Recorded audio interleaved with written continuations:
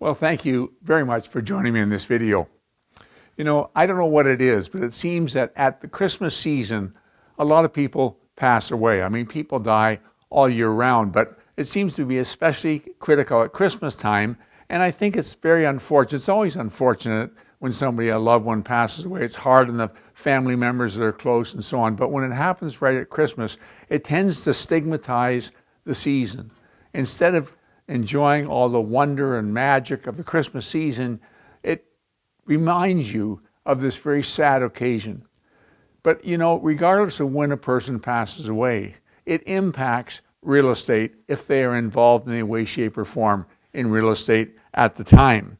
And it seems like we had one last fall we talked about, and one again just over the Christmas season. And that is when somebody passes away. What happens, first of all, if a property is listed and the seller passes away? The listing is nullified.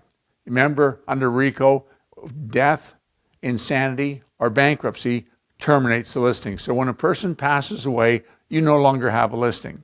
Now, some people are saying we've had it come up again fairly recently, where the seller thought that they couldn't put it back on the market until probate was done. No, you don't have to wait for probate or appointment of a state trustee to happen to market the property. You certainly can put it back on the market it, and accept an offer, but need to be conditional on the fulfillment of probate if that is a requirement.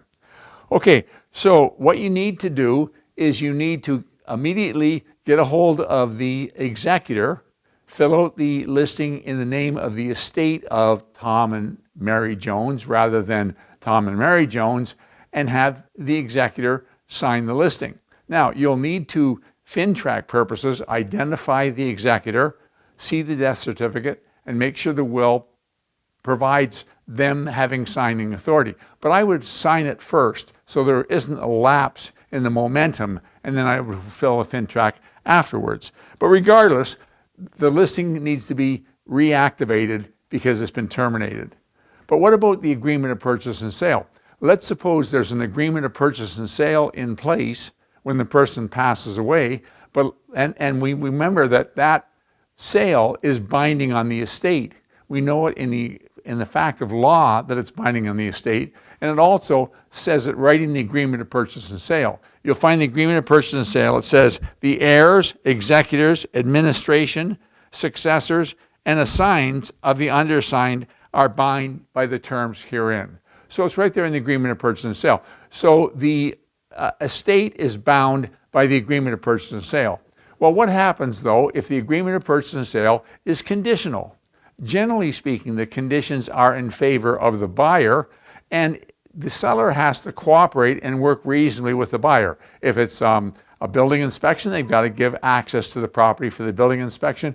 If it's financing, they've got to give them time to get the financing in place and so on during that process. But what happens if the deal falls apart? Or, in fact, we had two things very recently. The deal looked like it was going to fall apart, but also there were other people that wanted to show the property in the event the deal fell apart. So we're saying, well, Wayne, why is that a problem?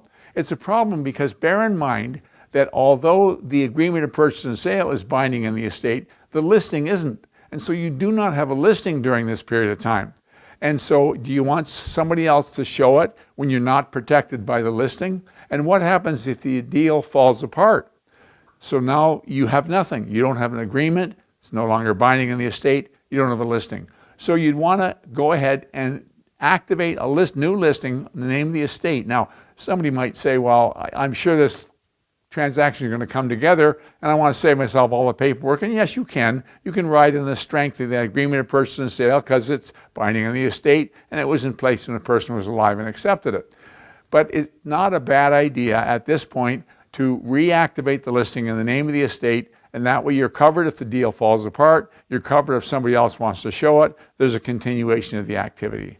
Hope that makes sense. I want to thank you for your investment of time. Look forward to talking to you again next week.